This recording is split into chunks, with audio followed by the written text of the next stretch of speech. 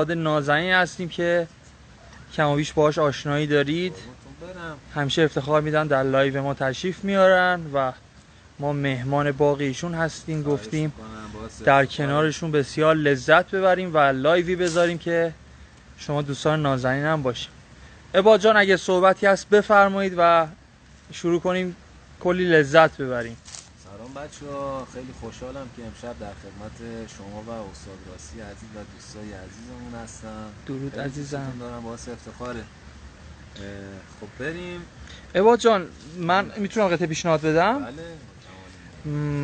یه بار پوست شیر رو تو لایو خوندی، خیلی من لذت بردم. اگر امکانش هست بشنویم کلی کیف کنیم. حتما ما کمال میل. بریم پوست شیر رو بخونیم. بله. قلب تو قلب پرنده، پوست تنها پوست شیر، زندون تنو رها کن ای پرنده پر بگیر.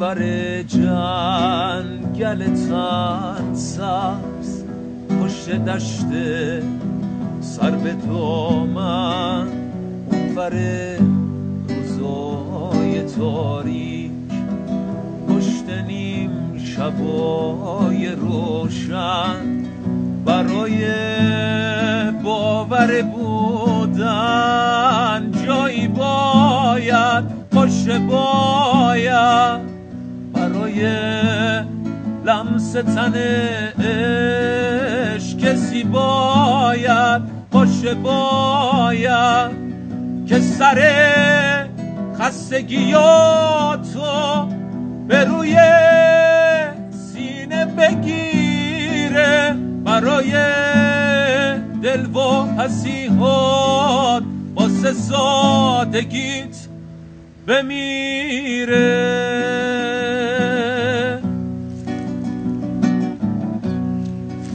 قلب تو قلب پرنده، پوست تنها پوست شیر، زندون تنو رها کن ای پرنده پر بگیر.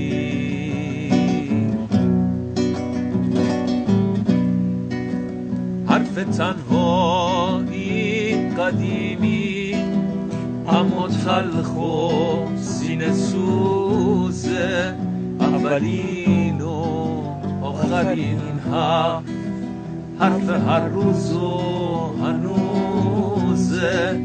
تنهایی شاید یه راهیه تا بی نهایت، قصه همیشه تکرار، هجرت و هجرت، اما تو این راه که همراه جز هجوم خار و خس نیست، کسی باید باشه، باید کسی که دستاش قفس نیست. قلب تو قلب پرنده، پوست تنها پوست شیر، زندون تنو رها کن ای پرنده پر بگیر.